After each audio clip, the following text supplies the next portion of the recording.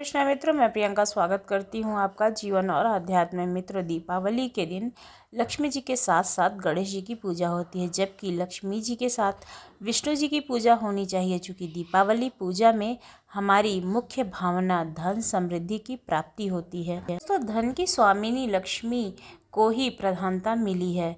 बिना बुद्धि के धन की प्राप्ति ही नहीं सकती, और धन बुद्धि दोनों की प्राप्ति हेतु ही लक्ष्मी पूजन के साथ साथ गणेश जी की पूजा का विधान है। लक्ष्मी जी ने दत्तक पुत्र के रूप में गणेश जी को स्वीकारा भी था, इस वजह से भी गणेश लक्ष्मी की पूजा की जाती है। मैं आपको वो कहानी भी सुनाऊंगी। तो आइए जानते हैं कि दीपावली के दिन लक्ष्मी पूजन का क्या महत्व है और इसकी कथा क्या है।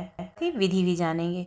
जैसा कि हम सभी लोग जानते हैं कि माता लक्ष्मी धन की देवी, और माता लक्ष्मी की कृपा से मानव के जीवन में ऐश्वर्य और वैभव की प्राप्ति होती है। पौराणिक मान्यता है कि कार्तिक अमावस्या के पावन तिथि दीपावली के दिन माता लक्ष्मी का पूजन करने से धन की देवी लक्ष्मी प्रसन्न हो जाती हैं और मानव जन को समृद्धि का आशीर्वाद देती हैं। दीपावली के दिन विघ्नहर्ता गणेश जी की पूजा का महत्व।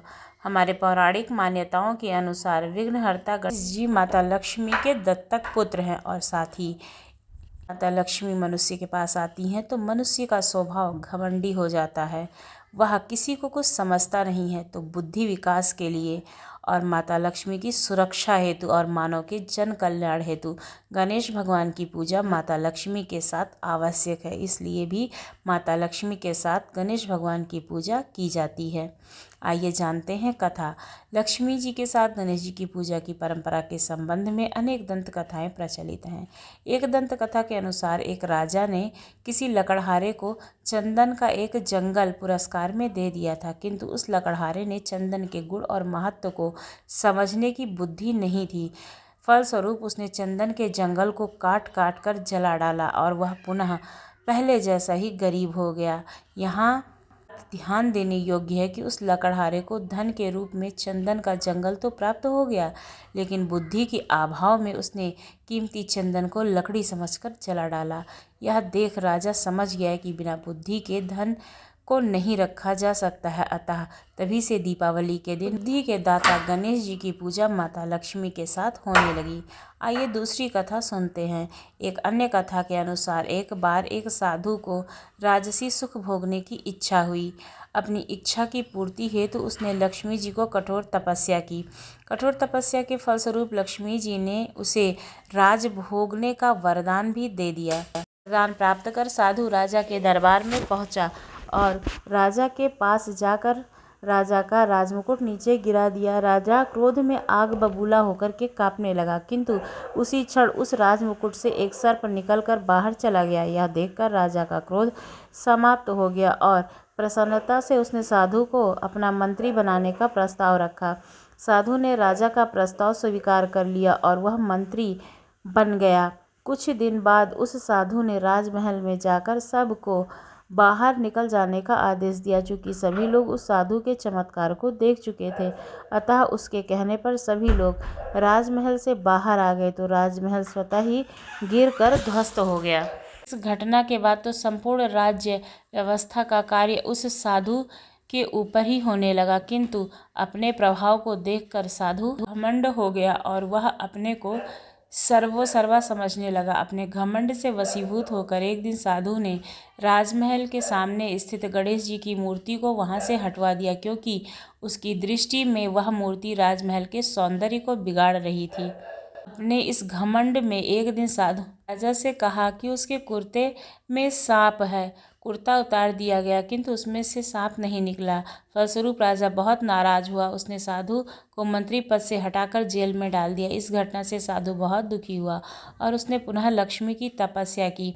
लक्ष्मी ने साधु को स्वप्न दिया कि उसने गणेश जी की मूर्ति को हटाकर गणेश जी को नाराज कर दिया है, इसलिए उस पर यह विपत्ति आई है, क्योंकि गणेश के नाराज होने से उसकी बुद्धि हो गई है तथा धन लक्ष्मी के लिए बुद्धि आवश्यक है। अतः जब तुम्हारे पास बुद्धि नहीं रही तो गणेश जाने की वजह से लक्ष्मी जी भी चली गई।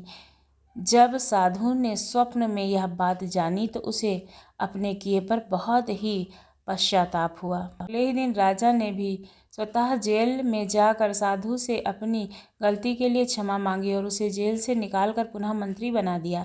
मंत्री बनने पर साधु ने पुनः गणेश जी की मूर्ति को पूर्ववत स्थापित कराया। साथ ही साथ लक्ष्मी जी की भी मूर्ति स्थापित की और सर्व साधना को यह बताया कि सुखपूर्वक रहने के लिए ज्ञान और समृद्धि दोनों जरूरी हैं।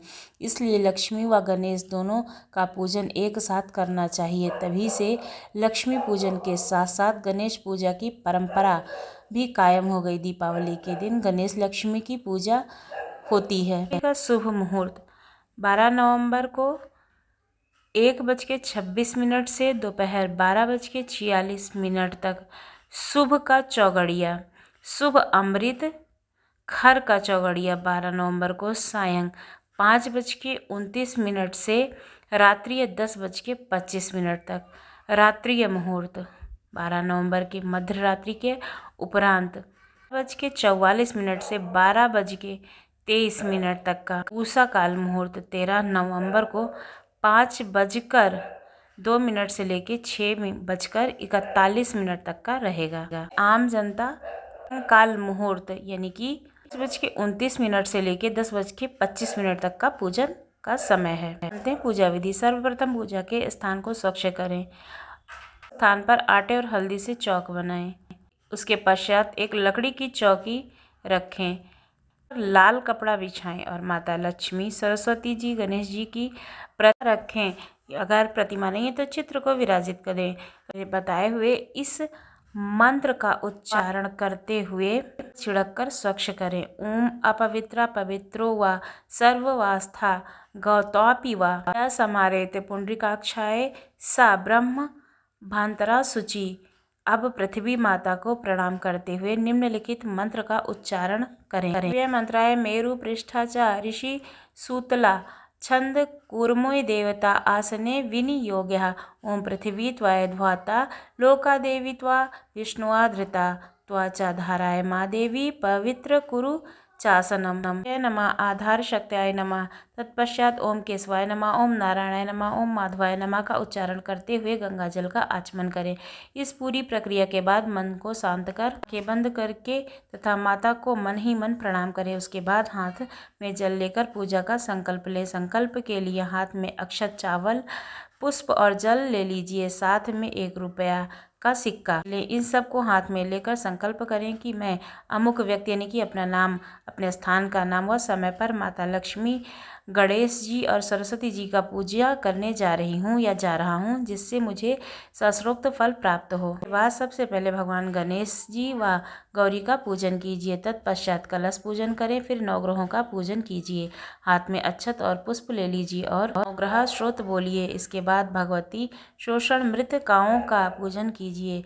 इन सभी के पूजन के बाद 6 मृतकाओं को गंध, अक्षत व पुष्प प्रदान करें। क्रिया मौली लेकर गणपति, माता लक्ष्मी और सरस्वती को अर्पण करें और स्वयं के हाथ पर भी बंधवा लें। देवी देवताओं के तिलक लगाकर स्वयं को भी तिलक लगाएं। इसके बाद माता लक्ष्मी की पूजा प्रारंभ करें। देवी लक्ष्मी, गणेश जी और देवी सरस्वती का पूजन करें। उसके समक्ष 7, 11 अथवा 21 की संख्या में दीप प्रज्वलित करें। माता लक्ष्मी को श्रृंगार की सामग्री अर्पित करें। श्री सूक्तम, लक्ष्मी सूक्त और कनक धारा स्रोत का पाठ करें। तदुपरांत धूप, दीप, नैवेद्य आदि अर्पित करके आरती करें। श्री सूक्तम का पाठ जरूर करना चाहिए, जैसा कि गुरु शंकराचार्य जी ने सभी मठों में करके वहाँ पे धन निर्माण हेतु कार्य किया है। इस प्रकार आपका पूजन संपन्न होता है। पूजन संपन्न होने पर क्षमा अवश्य मांगे। लक्ष्मी पूजन के दौरान इस मंत्र के द्वारा उन्हें रक्त चंदन अर्पित करना चाहिए। रक्त चंदन समिनाय परिजाताय समुद्भवामाय मां दंता महालक्ष्मी चंदना प्रतिग्रहताम। ओम महालक्ष्मी नमः रक्त चंदनाय समर्पिताम। लक्ष्मी की पूजा के दौरान इस मंत्र के लिए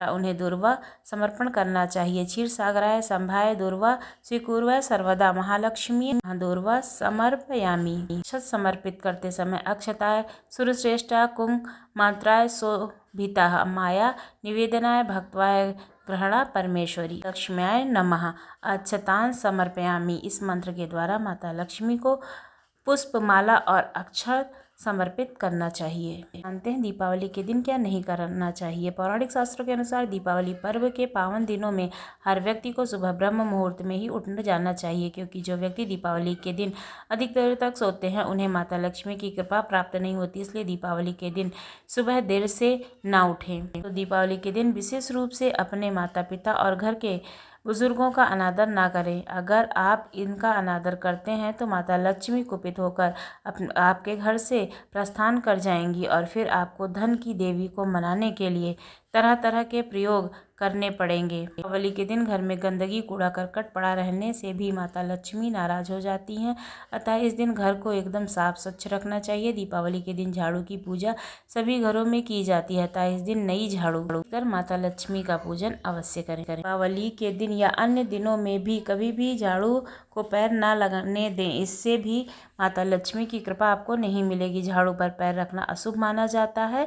इसका अर्थ यह भी है कि माता लक्ष्मी को ठोकर मारना होता है।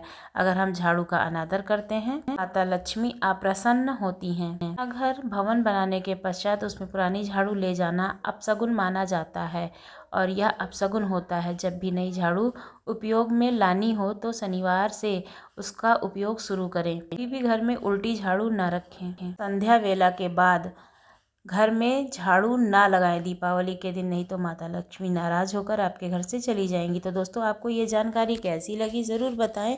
यदि अच्छी लगी हो तो हमारे चैनल को सब्सक्राइब करना ना भूलें। इस तरह की अन्य जानकारियों के लिए धन्यवाद।